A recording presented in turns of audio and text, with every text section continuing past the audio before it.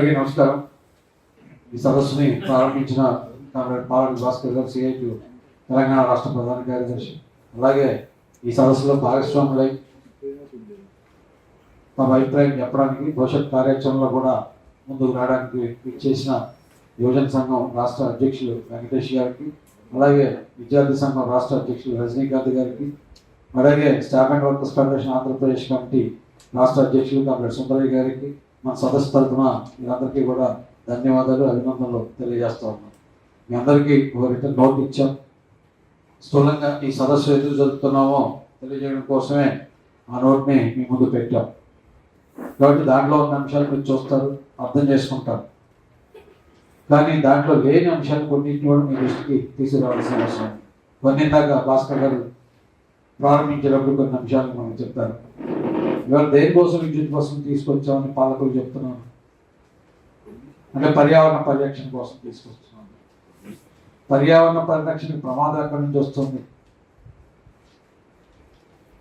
అభివృద్ధి చెందిన దేశాల్లో చాలా పెద్ద ఎత్తున వస్తుంది. మొదటి స్థానంలో అమెరికా ఉంది, రెండో స్థానంలో యూరోప్ కంట్రీస్ ఉన్నాయి, మూడో స్థానంలో భారత్ ఉంది. నిజమే, మూడో స్థానంలో ఉంది. 2015లో జరిగిన పారిస్ ఒప్పందంలో ఒప్పుకుంది ఏంటంటే 2040 నాటికి భారతదేశంలో 30% కర్బన ఉద్గారాలను తగ్గిస్తుంది. 2070 నాటికి మొత్తం 0 కర్బన ఉద్గారాలు లేకుండానే భారతదేశంలో మేము నిలబెడతామని చెప్పి భారత ప్రభుత్వం పారిస్ ఒప్పందంలో ఒప్పుకొని వచ్చింది. దాన్ని అమలు చేయడం కోసం 2015 నుంచి భారతదేశంలో ప్రయత్నం చేస్తుంది. సంతోషం, మనందరం కోరుకుంటున్నాం. ప్రజాస్వామ్యవాదులుగా ప్రజల జీవనం మంచిగా ఉండాలి. కాబట్టి ఇవాళ పర్యావరణ ప్రమాదం పెరిగిపోతే, కాలుష్యం పెరిగిపోతే అది నేరుగా ప్రజల జీవితాల మీద ఎంత ఉంటుందో మనకు తెలుసు. సిఐటి సభ్యులుగా మనందరికీ తెలుసు. ఎంత ప్రమాదకరంగా ఉంటుందో మనం అర్థం చేసుకుంటున్నాం. రోజు రోజుకి కాలాలు మారిపోతుంది. ఇప్పుడు చూస్తే ఒక 20 రోజుల క్రితం దాకా హైదరాబాద్ నగరంలో 9-10% టెంపరేచర్ ఉంటే ఈరోజు అమంతంగా 10 రోజుల కాలంలో 34 నుంచి 36 మధ్యలో వస్తుంది. ఇంత ర్యాపిడ్ చేంజ్ ఎందుకు వస్తుంది? అలాగే కాలం కాని కాలంలో వర్షాలు వస్తున్నాయి.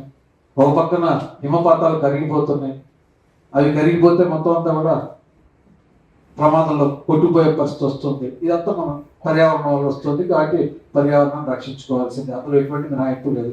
ఓజోన్ పొర కూడా ఇప్పటికే 2% పైగా డ్యామేజ్ అయిపోయింది. ఈ పర్యావరణం పెరిగితే ఓజోన్ పొర అంటే మనం రక్షించే పొర ఏదైతే ఉందో అల్ట్రావైలెట్ కిరణాల నుంచి అది కూడా పోదు. ఇది కూడా వాస్తవమే.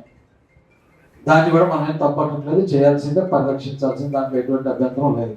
కానీ ఇక్కడ పాలకులు చెప్తుంది ఏంటంటే పర్యావరణ పరిరక్షణ కోసం మేము విద్యుత్ బస్సులు తీసుకొస్తున్నాం అని అంటున్నారు.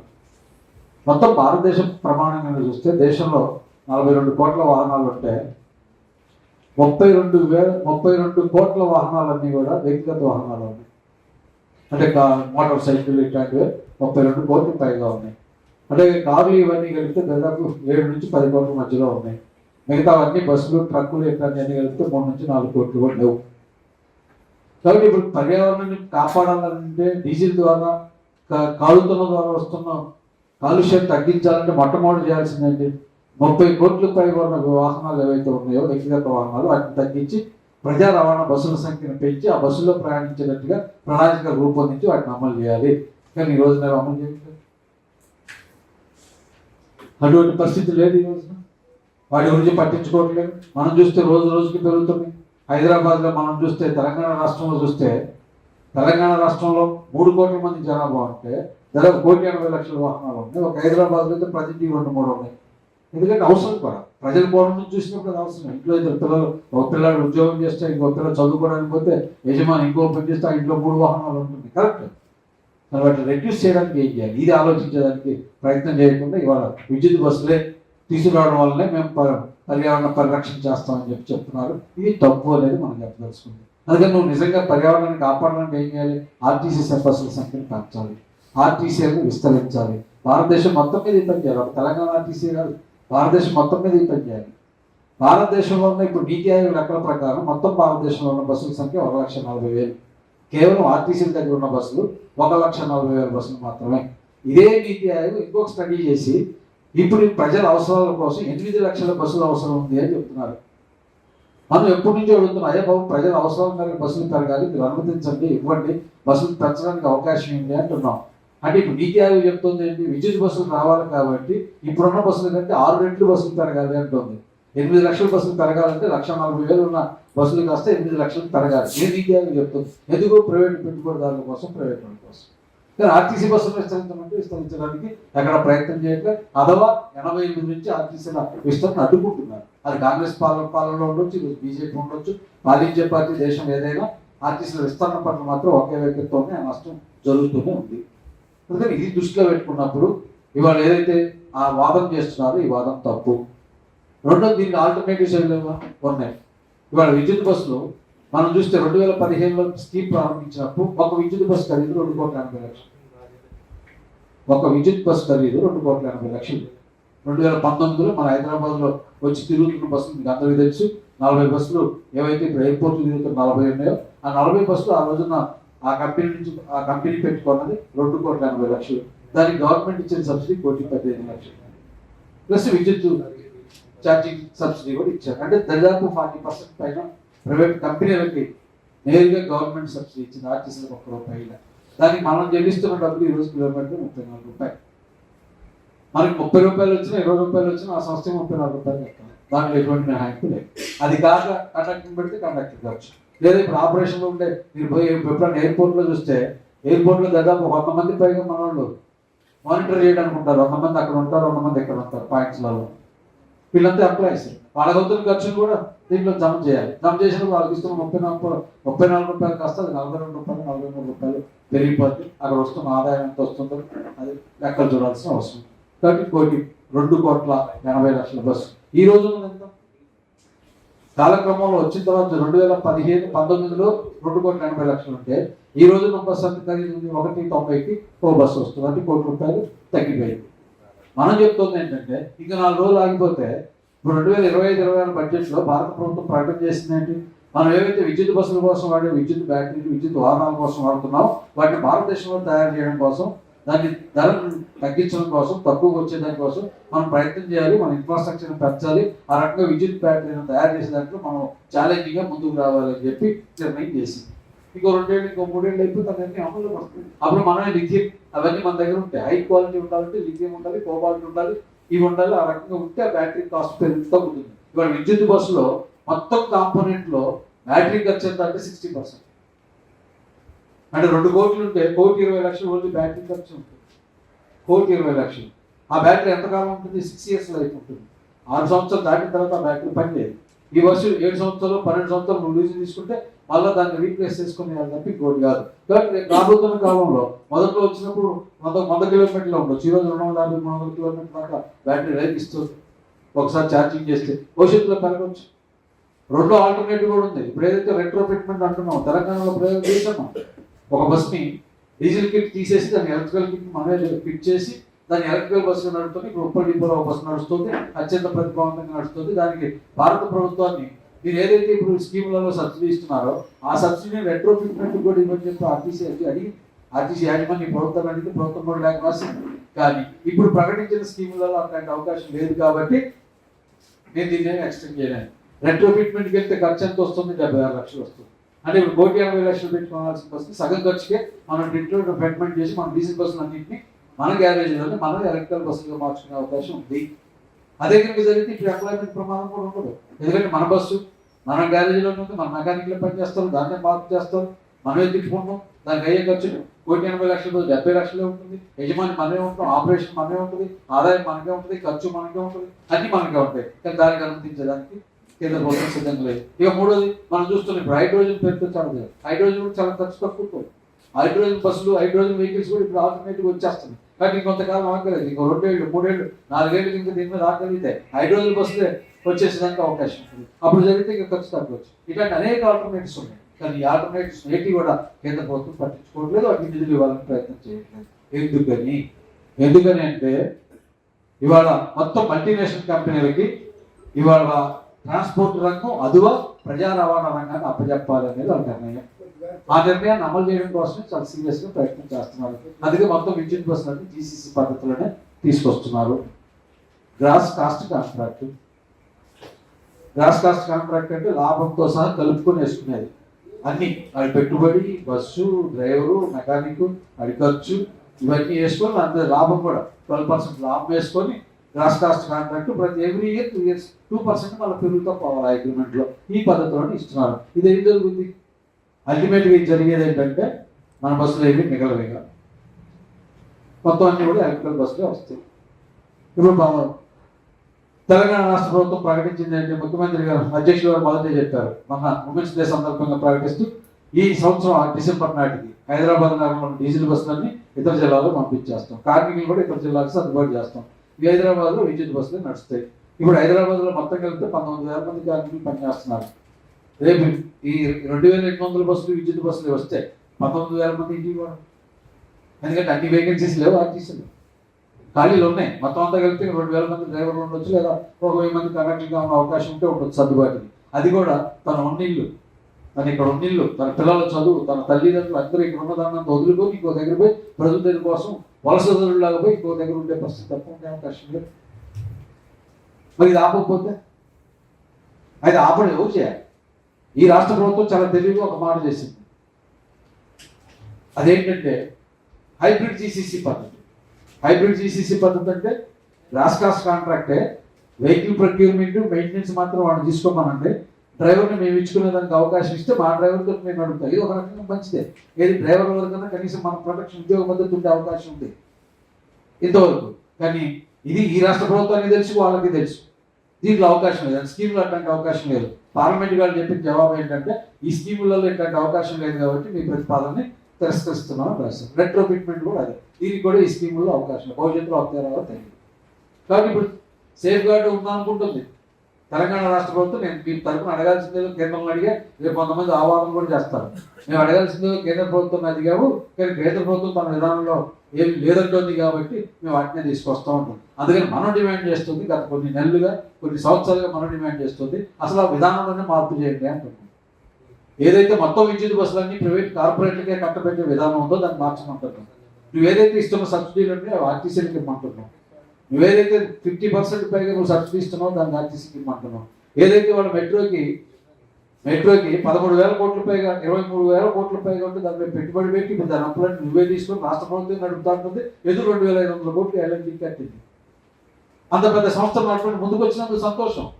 పూర్తిగా భారతదేశంలోనే మొత్తం ప్రైవేట్గా పెట్టి నడుపుతున్న సంస్థ ఒకటే ఇక్కడ ఎల్ఎన్టీ, హైదరాబాద్ ఎల్ఎన్టీ. మిగతా మెట్రోలన్నీ ప్రభుత్వం నడుపుతుంది.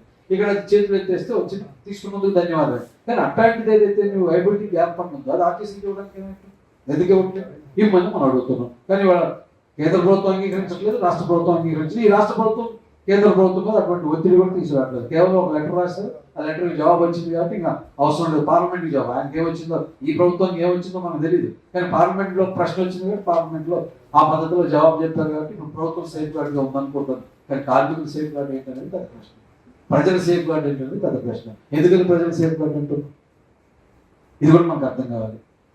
ఎందుకంటే ఇప్పుడు దాకా మన బస్సు అక్కడ ఉన్న బస్సు పెరగాలంటే రూరల్ నుంచి వచ్చే రిప్రజెంటేషన్ కానీ, అక్కడ ఉన్న ఎమ్మెల్యే రిప్రజెంటేషన్ కానీ ఇంకెవరైనా వస్తే కొత్త బస్సు ఒకటి వస్తుంది. అట్లా కష్టపడి ఒక బస్సు తీసేసి ఇంకోటి పెట్టి ఏదో రూట్లో వస్తుంది.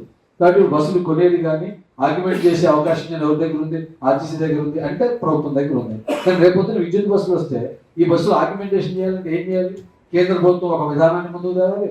కేంద్ర ప్రభుత్వంలో నీకు ఎన్ని బస్సులు ఇస్తానో నీకు టెండర్ పెట్టాలి, నువ్వు లెటర్ ఆఫ్ ఇంటెంట్ వేయాలి, ఆ ఇంటెంట్ వేసిన దానికి తగ్గట్టు బస్సులు తీసుకురావాలి, ఆ టెండర్ కూడా ఆడేయాలి. నువ్వు కాదు, కేంద్ర ప్రభుత్వం సిఎస్ఎల్ టెండర్ వేస్తుంది, convergency of energy services limited అని చెప్పి వాటి టెండర్ వేస్తాడు. నీకేం సంబంధమే లేదు, టెండర్లో నీ సంబంధం లేదు, ఎంతకు వచ్చిందో నీకు తెలియదు.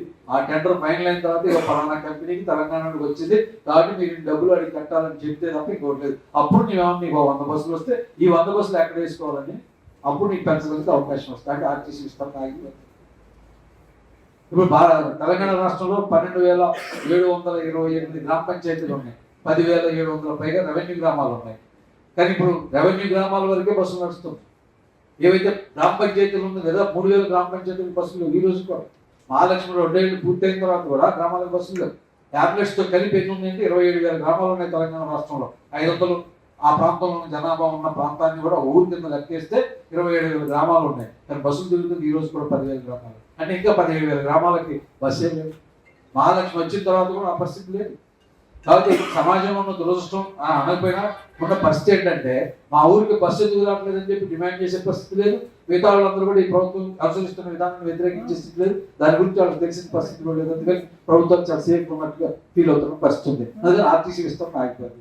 ఆర్టీసీ విస్తరణ ఆగిపోతే జరగబోయేది. ఈరోజు మనందరం కండక్టర్ డ్రైవర్లు ఉద్యోగం చేస్తున్నాం. మహాలక్ష్మి వచ్చిన తర్వాత మనం ఎంతమందిని ఎక్కిస్తున్నాం? ఇంతకుముందు 40 మంది 50 మంది బస్సులో ఉంటే చాలా ఎక్కువ ఉండేది. 30 మంది 20 మంది ఉండాలి. ఇప్పుడు 150 130 200 ఒక కండక్టర్ రోజుకి 500 నుంచి 2000 టికెట్లు తీర్చాల్సిన పరిస్థితి వస్తుంది. పనిభారం ఎప్పుడైతే పెరిగిపోయింది. పనిభారం పెరిగిందని మనం అంటున్నాం. అసలు ప్రజలు ఎక్కలేని పరిస్థితిలో ఉన్నాం. ఇదో రెండో కోణం. మనకి పనిభారం కార్మికులుగా మనకు పనిభారం పెరిగిన మాట నిజమే. కానీ ఇప్పుడు అసలు మామూలు ఎక్స్ప్రెస్ డీలక్స్ హై ఎండ్ బస్సుల్లో తప్ప ఇప్పుడు పల్లె వెలుగు అట్లాగే ఎక్స్ప్రెస్ బస్సుల్లో మామూలు ప్రయాణికులు ఎక్కడ వెళ్ళే పరిస్థితి లేదు. ఒకవేళ మనం కూడా ఒక ప్రాంతం నుంచి ఇంకో ప్రాంతానికి పోయి ఉద్యోగం చేద్దాం, దగ్గరలో 40 కిలోమీటర్లు కదా 30 కిలోమీటర్లు కదా అనుకున్నాం అనుకో, ఆ 30 కిలోమీటర్లు కూడా ప్రయాణం చేయగలిగే పరిస్థితి మన దగ్గర లేదు. ఎందుకంటే ప్రయాణికుల సంఖ్య పెరిగింది. గతంలో 40 లక్షలు కూడా లేను, ఇప్పుడు 63 లక్షలు 64 లక్షలు రోజుకు ప్రయాణం చేస్తున్నాం. అలాగే బస్సులు లేవు. ఆ బస్సులు పెరగకపోతే జరగపోయేది. చాలా సీరియస్ అంశం. అలాగే ఇప్పుడు విద్యుత్ బస్సులు మనం ఇప్పటికే ప్రజల మీద హైదరాబాద్ నగరంలో 3 కిలోమీటర్ల 3 స్టేజీల లోపు 5 రూపాయలు, 3 స్టేజీలు దాటితే 10 రూపాయలు. ఇప్పుడు ప్రయాణికుల దగ్గర నుంచి ఇన్ఫోసిస్ అని ఇన్ఫ్రా అని చెప్పవచ్చు. ఇన్ఫ్రా అంటే మౌలిక వస్తువుల కోసం వసూలు చేస్తున్నాయి. దీని విలువ ఎంత? రోజుకి 50 లక్షలు, సంవత్సరానికి 150 కోట్ల రూపాయలు ప్రజల దగ్గర నుంచి వసూలు చేస్తున్నారు. రూరల్ ఏరియాలో జరుగుతుందండి. 100 కిలోమీటర్లు అయిపోతే 10 రూపాయలు, 100 కిలోమీటర్లు దాటితే 20 రూపాయలు. మామూలు టికెట్ కంటే అదనంగా ప్రయాణికుల దగ్గర వసూలు చేస్తున్నారు. ఇవాళ ఏదో ఉన్నాయి కదా, తక్కువ ఉన్నాయి కాబట్టి పోయేవాడు కూడా రేషన్ ఎప్పుడో ఒక రోజు పోయేటోడైతే 11 రోజు తిరిగేటోడైతే అయ్యో నా దగ్గర 20 రూపాయలు ఎక్కువ తీసుకుంటాను నేను అర్థం చేసుకుంటాడు. కానీ ఏదో ఒక రోజు ఎక్కువ సచిన్ దొరికిందే సార్ బాబుని పోతాం తప్ప ఇంకోట్లేదు. కానీ రేపు మొత్తం అయితే ఈ భారం ఎంతో ఆలోచించాల్సిన అవసరం ఉంది. అందుకని ఇది ప్రజల సమస్య కూడా ప్రజలు కూడా భాగస్వాములు కావాలని చెప్పి మనం ఈ సదస్సు నుంచి కోరుతున్నాం. ఇక రెండోది కార్మికులు. నిజంగా కొంత ఇందాక మన అధ్యక్షులు వారు అన్నట్టు ఈ సదస్సు 50 మందితో జరిగిందా 100 మందితో జరిగిందా సమస్య కాదు. ఈ 50 మందో 100 మందో మొత్తం రాష్ట్రంలో ఉన్న 40,000 మంది ఆర్టీసీ కార్మికులు తెలియజేస్తే పని చేస్తే అప్పుడు ఎంతమంది వచ్చారంత పెద్ద ప్రశ్న కాదు. అలాగే ఈ రాష్ట్రంలో ఉన్న 4 కోట్ల మంది ప్రజలకు ఈ సందేశాన్ని వెళ్ళి తీసుకెళ్ళగలిగి ఇవాళ ఏదైతే విద్యార్థులు కానీ యువజనులు కానీ మహిళలు కానీ ఏదైతే సగం పైగా ఉన్న వీళ్ళందరి దగ్గరికి మన సమస్య తీసుకెళ్ళి ఈ ఆర్టీసీ పరిరక్షణ ప్రమాదంలో ఉంది. ఈ ప్రమాదం నుంచి మన ఆర్టీసీని రక్షించుకోవాలంటే మన అందరూ ఉమ్మడిగా ఈ ప్రభుత్వం పాలసీ కోసం మార్పు కోసం ప్రయత్నం చేయాలని దాన్ని అందించగలిగితే ఎంతమందితో జరిగింది అనేది అంతా పెద్ద విషయం లేదు. అది ఆ సందేశం తీసుకెళ్ళినటువంటి దాన్ని మనం షెడ్యూల్ అనుకుంటాం. ఆ పద్ధతిలో దాన్ని పట్టుకెళ్ళాలి. కానీ కొన్ని వాదనలు వస్తున్నాయి. ఇష్టం ఉందా లేకపోయినా కొన్ని వాదనలు వస్తున్నాయి. ఏంటి ఆ వాదనలు? విద్యుత్ బస్సులు ప్రారంభమై చాలా రోజులు అయిపోయింది, ఆల్రెడీ వచ్చేసినాయి కదా, ఇప్పుడు మీరు సదస్సు జరిపి ఏం చేస్తారంటున్నారు. కరెక్టే. ఆర్టీసీ కార్మికులకు ఉద్యోగ భద్రత లేక ఆర్టీసీ పుట్టినరోజు నుంచి ఉద్యోగ భద్రత లేదు. పుట్టినరోజు నుంచి అవతల పక్కది ఏదైనా పక్కన పెట్టేసినా 1958 జనవరి 11వ తారీఖున పుట్టిందని అనుకుందాం.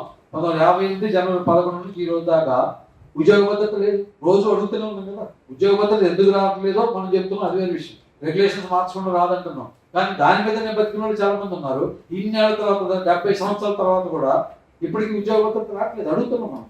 ఎందుకంటే అది ఇంకా సాధించబడలేదు కాబట్టి అడుగుతున్నాం. సాధించబడలేదు కాబట్టి అడుగుతున్నాం మనం. అయితే కాలేదు కాబట్టి మనం ఆపలేకపోయాం కాబట్టి ఇంక అడగకూడదా? అడగకపోతే ఇంకా పరిష్కారం వస్తుంది. దీనికి సొల్యూషన్ ఎక్కడ ఉంటుంది? నీ ఉద్యోగం పోతుంది. కార్మికుడికి ఆలోచించాల్సింది నీ ఉద్యోగం పోతుంది. ఇవాళ ఉందని నువ్వు అనుకుంటున్నావు, కానీ రేపు పొద్దున పోతే ఏముంటుంది? ఈరోజు నేను రిటైర్ అయ్యాను, ఇంకొక ఆయన రిటైర్ అయ్యాను. రిటైర్మెంట్ బెనిఫిట్స్ కూడా ఈ రోజు రావట్లేదు. 3 ఏళ్ళు 4 ఏళ్ళు అయినా రావట్లేదు. రాష్ట్ర ప్రభుత్వంలో మన ఆర్టీసీ కాదు నేను చెప్పేది, రాష్ట్ర ప్రభుత్వంలో కూడా 4 ఏళ్ళుగా రిటైర్ అయిన వాళ్ళకి కూడా డబ్బులు ఇవ్వట్లేదు. గ్రాట్యుటీ కూడా చెల్లించలేదు కనీసం గవర్నమెంట్లో. 1,000 కోట్ల రూపాయలు 11,000 కోట్ల రూపాయల పైగా రిటైర్ అయిన కార్మికులకు ఇవ్వాల్సిన బకాయిలు ఉన్నాయని రాష్ట్ర ప్రభుత్వం దగ్గర ఉంది. నెలకు 500 కోట్లు 600 కోట్లు విడుదల చేస్తూ ఏదో సర్దుబాటు చేసుకోండి అని చెప్పి రాయబారాలు చేసుకొని సర్దుబాటు చేస్తున్నారు. ఇది గవర్నమెంట్లో ఉన్న పరిస్థితి. ఆర్టీసీలో కూడా అదే పరిస్థితి ఉంది.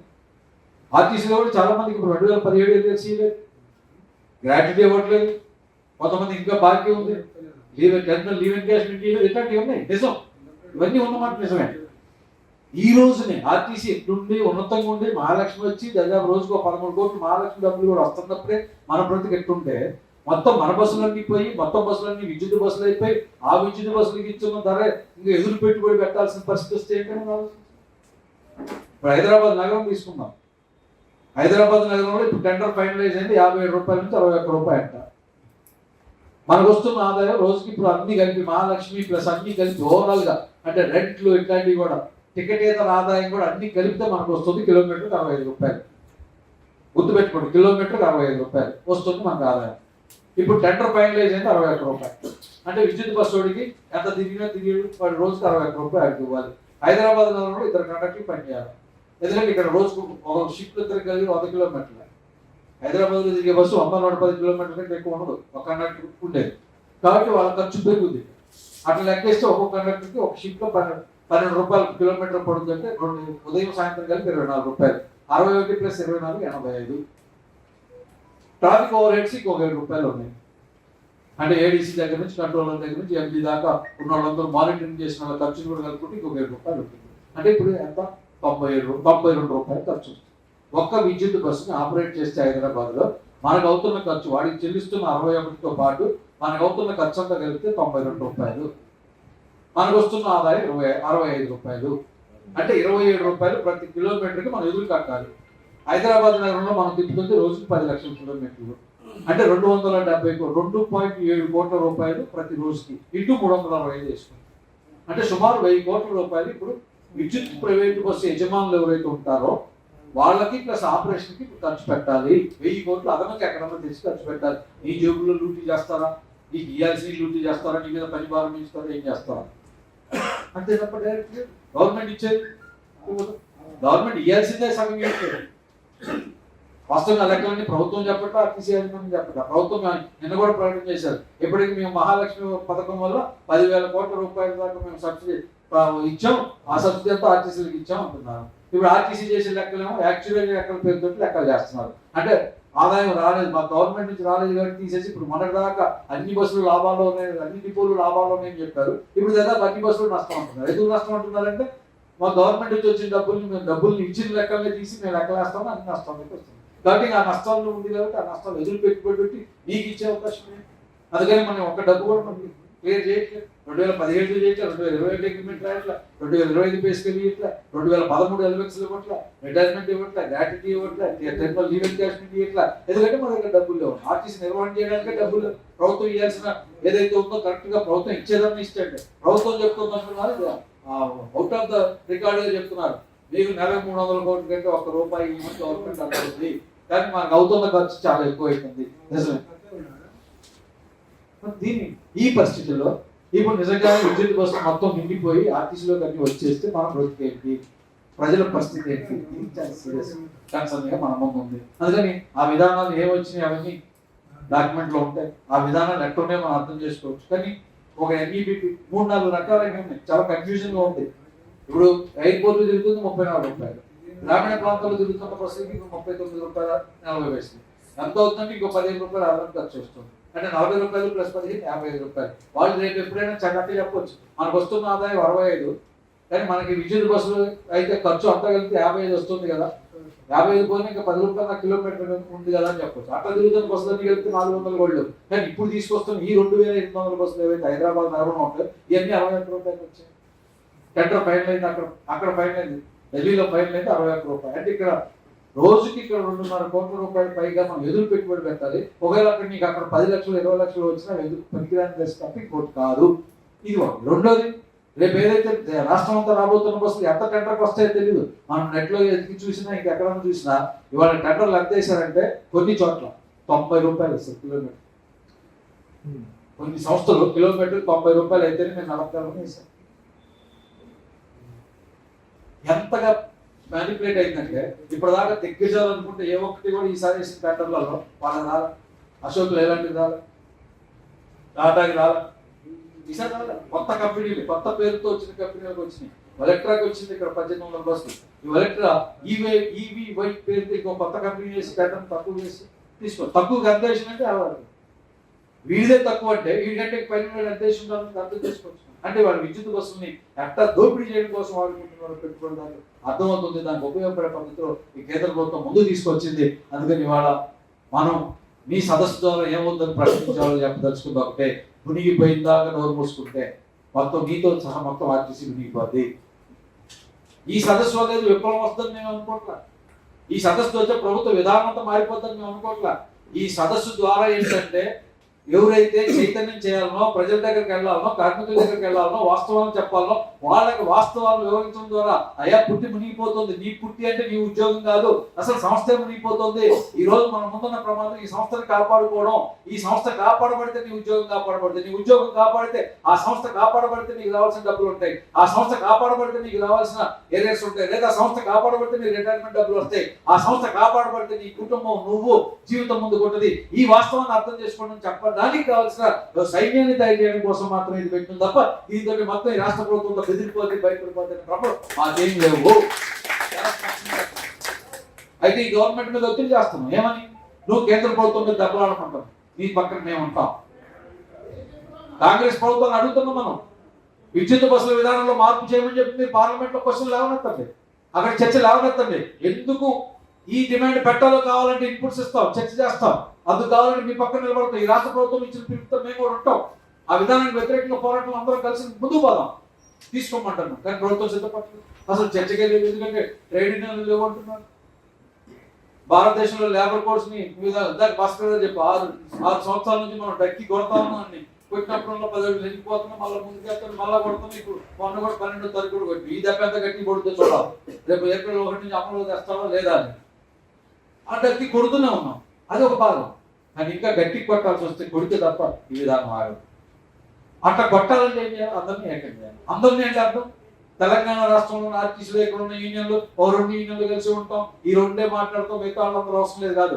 భారతదేశంలో ఉన్న ఆర్టీసీ కార్మికులు అందరినీ ఏకం చేయాల్సిన బాధ్యత. ఎందుకంటే విధానం 25 రాష్ట్రాల్లో ఎక్సెప్ట్ కేరళ తప్ప. కేరళ ప్రభుత్వం అంగీకరించలేదు. మీ పథకంలో మాకు విద్యుత్ బస్సులు వద్దండి, ఆ ప్రభుత్వమే డైరెక్ట్ గా నిధులు పెట్టి అక్కడ కొత్త సంస్థలు అవుతాన్ని కేరళ ఆర్టీసీ కేఎస్ఆర్టీసీ ప్లేస్ లో దాని అనుబంధంగానే ఇంకొక సంస్థను స్థాపించి త్రివేంద్రంలో ఇప్పుడు విద్యుత్ బస్సులు తిప్పుతుంది. అది సొంతంగా తిప్పుతుంది, తనే డైరెక్ట్ గా గవర్నమెంట్ తిప్పుతుంది, ఎక్కడ ఒక్క రూపాయి కూడా తీసుకోవాలి.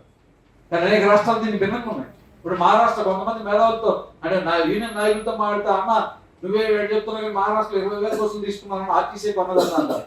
నిజంగా అది కూడా అధ్యయనం చేయాల్సిందే. పోతాం, రేపు ఎల్లుండో పోతాం, మహారాష్ట్ర కూడా పోయేస్తాం, ముంబైకి కూడా. కానీ అక్కడ ఉంది ఏంటి? Asian development bank, world bank దగ్గర అప్పులు తీసుకొని ఇదే జీసీసీ పద్ధతిని అక్కడ అమలు చేస్తుంది. కొన్నది రాష్ట్ర ప్రభుత్వం, ఆర్టీసీ కొంటున్నట్టు ఉంది, కానీ అప్పులు ఎక్కడ తీసుకుంది? వరల్డ్ బ్యాంక్ దగ్గర తీసుకుంది, ఆసియన్ డెవలప్మెంట్ బ్యాంక్ దగ్గర తీసుకుంది. ఏం కండిషన్స్? ఇవే కండిషన్స్. ఏదైతే ఇప్పుడు విద్యుత్ బస్సులు తీసుకొస్తున్నానికి కేంద్ర ప్రభుత్వం జీసీసీ పద్ధతి పెట్టిందో ఇదే జీసీసీ పద్ధతి అక్కడ అమలు చేస్తుంది. ఇక నువ్వు మనవాళ్ళు పెద్దవాళ్ళు చెప్తారు కదా, పళ్ళు కొట్టుకోవడానికి ఏ రైతు పెద్ద రైతే చిన్న రైతు, పళ్ళు ఉడితో లేదా ముఖ్యమైంది. ఇప్పుడు అక్కడ ఉద్యోగాలన్నీ పోయిన తర్వాత ఇక దానికి సంబంధం అది ఏ పద్ధతిలో కొంటే 20,000 బస్సులు కొంటే మనకి బిఎస్టీ ఉంది, బెస్ట్ ఉంది. బెస్ట్ ఉదాహరణ బిఎస్టీ ఉంది, ముంబైలో బెస్ట్ ఉంది, బిఎస్టీ ఉంది. బిఎస్టీలో ఏం చేశారు? వెట్ లీజ్ పద్ధతి. ఇప్పుడు ఏదైతే జీసీసీ వచ్చిందో దేశం మొత్తం మీద ఈ విధానానికి బెస్ట్ లో మొత్తం అమలు చేసేసారు. మొత్తం బస్సులన్నీ ప్రైవేట్. ముంబైలో తిరుగుతున్న best Brihan Mumbai electricity supply and transport company పేరుతో ఏవైతే బస్సులు ఉన్నాయో ఆ బస్సులన్నీ జీసీసీ పద్ధతిలో అంటే డ్రైలీజ్ పద్ధతిలో ఇచ్చేసారు. ఎవరు నీకేం సంబంధం లేదు కంపెనీ వాడు. కానీ చివరికి ఏం జరిగింది? 3-4 ఏళ్ళ అనుభవం చూసిన తర్వాత ప్రజలందరూ తిరగబడి వద్దని చెప్పాల్సిన పరిస్థితి వచ్చింది. కాబట్టి ఇప్పుడు మళ్ళా ఇంకొక రూపంలో వెళ్తున్నారు. ఈ అనుభవాలు చాలా ఉన్నాయి. కానీ ఎక్కడ అనుభవం చూసినా వాళ్ళ విద్యుత్ బస్సులు అన్ని కూడా కేంద్ర ప్రభుత్వ విధానంలో భాగంగా ముందుకు తీసుకొస్తున్నప్పుడు అక్కడెక్కడ కూడా ఆర్టీసీలు బ్రతకడం కోసం లేదు. 2 అంశాలు చాలా స్పష్టంగా మనం అర్థం చేసుకోవాలి. ఇప్పుడు ఎంబీ యాక్ట్ 2019 తీసుకొచ్చి సింపుల్ గా చెప్పాల్సి వస్తే ఏవైతే ప్రైవేటు బస్సుల అక్రమ రవాణా అని అప్పటిదాకా అంటున్నామో వాటన్నింటి ఇప్పుడు సక్రమ రవాణా కింద మార్చేశారు. అండమాన్ నికోబార్ రిజిస్ట్రేషన్, అరుణాచల్ ప్రదేశ్ రిజిస్ట్రేషన్, ఎక్కడెక్కడో రిజిస్ట్రేషన్స్ ఇప్పుడు మన కుప్పలు తప్పల బస్సులు మన దగ్గరికి వస్తుంది. ఎవరిని వేడిని ఆర్టీఓలో ఆపగలిగే పరిస్థితి లేదు. ఎందుకని 3 లక్షలు కడితే దేశంలో ఎక్కడి నుంచి ఎక్కడికైనా ఎన్ని సార్లు అయినా ఒక రోజుకి 10 సార్లు అయినా ఎక్కడికైనా తెప్పవచ్చు. ఉదాహరణకి ఇప్పుడు ఇక్కడ ముంబై బోర్డు పెట్టింది అనుకోండి, ముంబైకి ఇద్దరు ఎక్కితే వెంటనే బెంగళూరు అని పెడతారు. పోతుంది ఎక్కడికి పోతుందో అని అడిగేదానికి కూడా అర్థం లేదు. వాడు ఒకసారి డబ్బులు పెట్టి వాడు పర్మిషన్ కోసం పెట్టిన తర్వాత 7 రోజుల్లో కూడా పర్మిషన్ ఇవ్వకపోయినా వాడికి ఇచ్చినట్టు అక్కడ తిప్పుకోవచ్చు. ఇప్పుడు హైదరాబాద్ నగరం చుట్టూ మీరు రాత్రి 9:30 తర్వాత ఎల్బీ నగర్లో నిలబడితే ఈ రాష్ట్రం నుంచి ఎన్ని రకాల 100 బస్సులు పోతుంది. సక్రమమైన అవన్నీ సక్రమమైన ఒక్కటి కూడా ప్రైవేట్ బస్సులు అక్రమ రవాణా కాదు. అదే కేంద్ర ప్రభుత్వం తీసుకొస్తున్న విధానంలో మొదటిది ఎంబీ యాక్ట్ 2019 చేంజ్ తెచ్చారు. ప్రైవేట్ అక్రమ బస్సుల రవాణా కాస్త సక్రమమైన రవాణా కింద మార్చేశారు. ఇవాళ మొత్తం ఆర్టీసీ సొమ్ములన్నింటినీ డ్యూటీ చేస్తున్నారు. రెండోది అగ్రిగేటర్ స్పేస్ తోటి ఇప్పుడు అగ్రిగేటర్ సంస్థలు వచ్చినాయి. మనం చూస్తున్న ఓలా, ఓబర్ ఇట్లాంటివన్నీ వచ్చేసి ఇవి పోటీ కాదనుకో. అసలు ఇవి అఫీషియల్గా పర్మిషన్ తీసుకునే అనుకో, తీసుకొని ఈ రాష్ట్రంలో 9 సంస్థలు ఉన్నాయి. రాష్ట్ర ప్రభుత్వం వాటికి పర్మిషన్ ఇలా అయినా తిరుగుతున్నాయి. ఎట్లా తిరుగుతున్నాయి? డోర్ టు డోర్ తిరుగుతున్నాయి. మీరు యాప్లో కలిగి చూస్తే ఇక్కడ నుంచి మీరు ఖమ్మం పోవాలంటే మీ సింగిల్ సీట్ కూడా వాడి వెబ్సైట్లోకి వెళ్ళి మీరు బుక్ చేసుకోవచ్చు. సింగిల్ సీట్ ఒక్కడే పోతాం అనుకున్నా కూడా బుక్ చేసుకోవచ్చు. ఎవరు ఇచ్చాడు పర్మిషన్?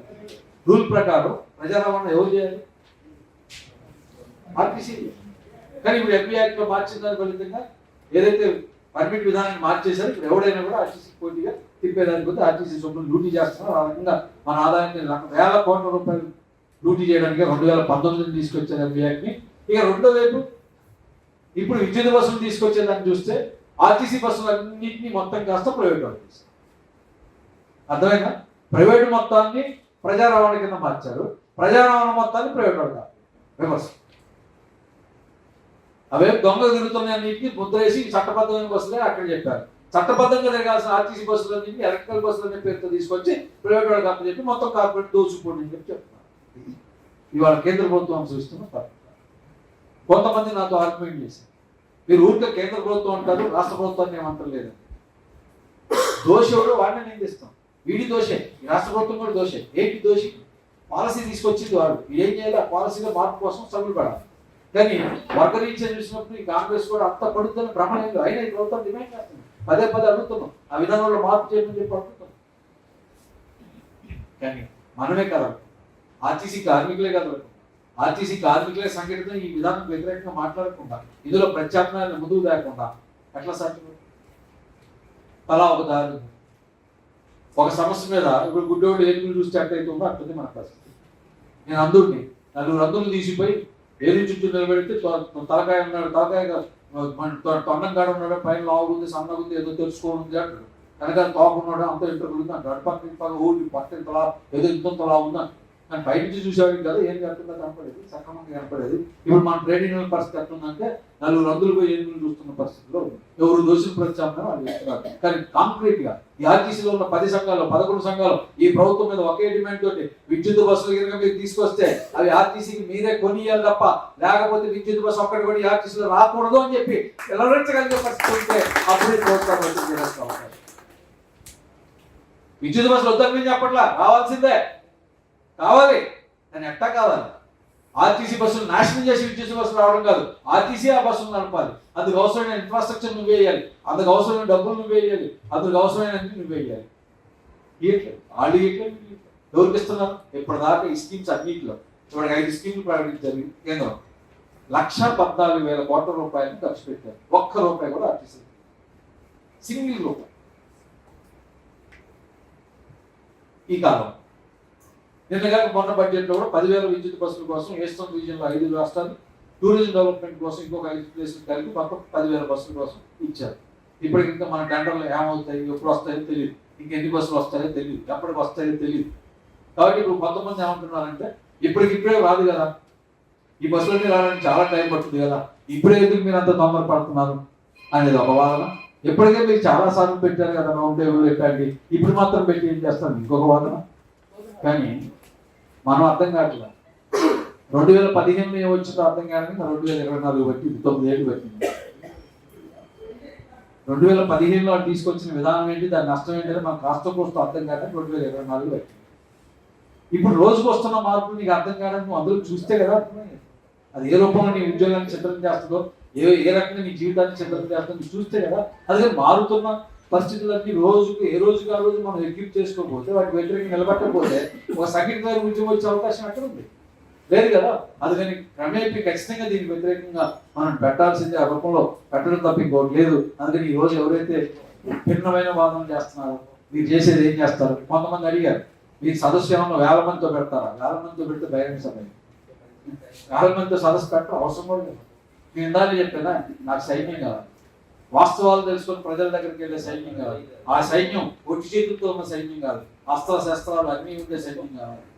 ప్రజల నుంచి ప్రశ్న వస్తే జవాబు చెప్పగలిగే సైన్యం కావాలి. కార్మికుడి నుంచి ప్రశ్న వస్తే జవాబు చెప్పగలిగే చైతన్యంతో ఉన్నవాడు కావాలి. ఆ కార్మికుడు ఓపికతో అర్థం చేయించగలిగేవాడు కావాలి. అన్న ఈ విద్యుత్ బస్సు ఏంటంటే నాకు తెలియదు పోయి చెప్పేవాడు కాదు. అప్పుడు 2 నిమిషాలు అవసరం టీ తాగుతాం దాని చెప్పి పిచ్చిపోయి ఆ టీ తాగి 2 నిమిషాల్లోనే తన విషయం చెప్పి విద్యుత్ బస్సు నీ కుటుంబాన్ని ఎట్ట చిత్రం చేద్దాం, ఆర్టీసీని ఎట్ట నాశనం చేద్దాం చెప్పగలిగి కారణం కావాలి. ఆ వాళ్ళని ఎడ్యుకేట్ చేయడం కోసం ఈ సదస్సు పెట్టాను తప్ప మేమేదో విప్లవాలు చేస్తామన్న భ్రమలతో ఎస్డబ్ల్యూఎఫ్ లేదు. అదే సందర్భంలో ఇది ఏ రూపంలో మొత్తం ప్రజలందరినీ నాశనం చేస్తుందో, ప్రజలందరి యొక్క భవిష్యత్తును నాశనం చేస్తుందో మాకు విజన్ ఉంది. ఆ విజన్ దృష్టిలో పెట్టుకుని చేస్తున్నాం, దాని లోతైన అధ్యయనం చేస్తున్నాం. ఇప్పటికే చాలా రాష్ట్రాలు పర్యటించాం. నేను మీ ఇద్దరం కనీసం మీ అధ్యక్ష కార్యదర్శులు కూడా అనుకోలేదు, కానీ ఇప్పుడు ఇక్కడ అంటున్నాను. నాతో ఒక ఆర్గ్యుమెంట్ వచ్చింది కాబట్టి ముంబైలో కూడా రేపు తొందరలోనే పర్యటిస్తాం. 20,000 బస్సులు ఎక్కడి నుంచి కొంటున్నారు, ఏడీబీ ఏంటి, వరల్డ్ బ్యాంక్ ఏంటి, వాటి కండిషన్స్ ఏంటి కూడా తెలుసుకుంటే ఇట్లాంటి ఎవరైతే మన మీద దీనికి వ్యతిరేకంగా కామెంట్ చేస్తున్నారో వాళ్ళకి వ్యతిరేకంగా కాదు, మనం కూడా తెలుసుకోవాల్సిన బాధ్యత మనకుంది. అది నిజమే మంచి ఆల్టర్నేటివ్ అనుకో మనం కూడా ముందు కాదు, మాకేం అభ్యంతరం ఏం లేదు. అదే మంచి ఆల్టర్నేటివ్ పోదాం. కానీ ఇప్పుడు మన ముందు ఆల్టర్నేటివ్ సంబంధించి తీసుకున్నప్పుడు ఈ దృష్టితో ఉన్నాయి అనేది మిగతా నోట్లో ఉన్నాయి. అందుకని కొన్ని ఆర్గ్యుమెంట్స్ సంబంధించిన వాళ్ళకి చెప్పాను. ఇవి ఏవైతే ఉన్నాయో దీన్ని మీకు అందరికీ ఇచ్చాం. దీంతో పాటు ఇంకోటి కూడా మీరు వెళ్ళే ముందు ఇస్తాం. అదేంటంటే మొత్తం అసలు స్వరూపం ఈ రాష్ట్రంలో ఏమి ఎట్లా అమలైందనే డాటాతో ఉన్నది కూడా ఇంకో కార్డు కూడా మీకు అందిస్తాం. అవి మీరు అధ్యయనం చేసి మీ ప్రాంతంలో జరుగుతున్న కార్మికుల దగ్గర క్యాంపెయిన్ చేయడానికి ఉండే పద్ధతిలో ఉండాలని చెప్పి దీంట్లో ఏవైతే కొన్ని ప్రతిపాదన మేము ముందు పెట్టుకున్నాం చివరిలో పెట్టాం అవన్నీ మీరు చూడండి. దాంతోపాటు ఇప్పుడు ఇక్కడ ఎవరైతే ఇద్దరు వచ్చారో మహిళా సంఘం కూడా రావాలి, కానీ ఆ కాంగ్రెస్ వేరే పనులు ఉంటే మల్లు లక్ష్మి గారు మహిళా సంఘం రాష్ట్ర ప్రధాన కార్యదర్శి ఆమె రాలేకపోతున్నాం అని చెప్పి ఇక్కడ యువజన సంఘానికి ప్రాతినిధ్యం వేస్తూ వాళ్ళ అధ్యక్షులు వెంకటేష్ గారు ఉన్నారు, విద్యార్థి సంఘానికి ప్రాతినిధ్యం వేస్తూ రజనీకాంత్ గారు ఇక్కడ ఉన్నారు. ఆ సంఘాలను కూడా మా రిక్వెస్ట్ ఈ సదస్సు తరపున ఏంటంటే ఇక్కడ మీరు మాట్లాడటమే కాదు, ఏదైతే ఇప్పుడు సిఐటి ఇనిషియేటివ్ తీసుకొని మొత్తం రాష్ట్రంలో 90 డిపోల ప్రాంతంలో కూడా నిర్వహించడం కోసం ప్రయత్నం చేస్తూ ఉంటుందో, అది క్యాంపెయిన్ కానీ సదస్సులు కానీ ధర్నా కానీ ఇట్లాంటివి కూడా మీరు కూడా భాగస్వాములు అయ్యేటట్టు ఆలోచించి ఆ రకంగా ఇది ప్రజల సమస్యగా మార్చగలిగితే అప్పుడు ఈ ప్రభుత్వం కమ్యూనిటీ కావడానికి ఆలోచించడానికి అవకాశం ఉంటుంది. ఆ రూపంలో మీరు అందరూ కూడా బాధ్యత తీసుకుంటారని ఆ కాంప్లెక్స్ కూడా మాట్లాడినప్పుడు ఆ విషయాన్ని కూడా స్పష్టం చేస్తారని విద్యార్థి యువజన సంఘాలు మహిళా సంఘం అట్లాగే సిఐ ఈ 4 కూడా మనం రిక్వెస్ట్ చేస్తాం. అయితే ఎంత మాత్రం చూస్తే మొత్తం పూర్తి కాదు, ఖచ్చితంగా గుర్తుపెట్టుకోవాలి. ఆర్టీసీలో ఉన్న కార్మిక సంఘాల్లో ఒకరు మాత్రమే చేసి మిగతా వాళ్ళందరూ చేస్తేనే సమస్య పరిష్కారం అయిందని కూడా అనుకోవద్దు. కాబట్టి ఇప్పుడు మనం చేయాల్సిన పని నాయకులను వదిలిపెట్టండి. కొంతమందికి ఉన్న జబ్బు ఏంటంటే ఎవడైతే మంచి నాయకుడు అనుకుంటాడో అనుకో ఆడి దగ్గరికి పోయి ఆడితో పంచాయతీ చేసుకొని గంట సేపు టైం వేస్ట్ చేస్తాం. ఆ పని చేయబాలి, దయచేసి ఎవరు చేయబాలి. నాయకుడు అనేవాడిని మీరు ఆయన మారుస్తారని మీరు భ్రమలు పెట్టుకోవద్దు. మార్చడం కోసం ప్రయత్నం చేయదు. చెప్తే ఒక మాట చెప్పండి, కానీ కార్మికులకు అర్థమయ్యేటట్టు చెప్పండి. అది కూడా నెగిటివ్గా చెప్పాలి. మీ నాయకుడు ఎట్లా మా నాయకుడు ఇట్లాంటి అంశాలు కూడా అక్కర్లేదు. ఈ విధానం మనకు ఎట్లా నష్టం చేస్తుందో చెప్పండి. ఈ విధానం వల్ల మన ఉద్యోగాలు ఎట్టపోతుందో చెప్పండి. ఈ విధానం వల్ల ఆర్టీసీ అసలు మొత్తం సర్వనాశనం ఎట్టవుతుందో చెప్పండి. అది ఆలోచించండి అని చెప్పండి. అందుకని దీన్ని ప్రొటెక్ట్ చేసుకోవడానికి జరిగే పోరాటం మీ భాగస్వాములు అంటే అడగండి. మీ యూనియన్ మీద ఒత్తిడి చేయండి, మీ యూనియన్ మీద దాడి చేయండి. ఇట్లాంటి ఎవరు ఎక్కడ మాట్లాడితే అక్కడ పోస్ట్ కూడా పెట్టండి. కన్విన్సింగ్గా అర్థమయ్యే భాషలో చెప్పండి. అర్థం దానికి టైం పట్టవచ్చు, ఓపికగా చెప్పండి. మనం విజయం సాధిస్తాం. ఈ విధానంలో మార్పు దేశం మొత్తం మీద కూడా రావాలి. అందుకని ఈ ప్రయత్నం దేశం మొత్తం మీద కూడా చేసే ప్రయత్నం చేస్తాం. రేపు సాయంత్రం కూడా ఆల్ ఇండియా ఆఫీసర్స్ సమావేశం కూడా ఉంది, దాంట్లో కూడా దీన్ని డిస్కస్ చేస్తాం. ఇక్కడ జరిగిందని కూడా రిపోర్ట్ చేస్తాం. ఈ రకంగా ముందుకు పోవడానికి మీరు అందరూ సహకరిస్తారని చెప్పి అటువంటి కంపెనీ తీరులో ఇక్కడ నుంచి వెళ్తారని చెప్పి ఆశిస్తూ నేను ఈ సదస్సు తరపు మీ నోటిని ప్రవేశపెట్టినట్టుగా భావించి మీ చర్చ కోసం పెట్టాల్సింది కోరుతున్నాను. Thank you.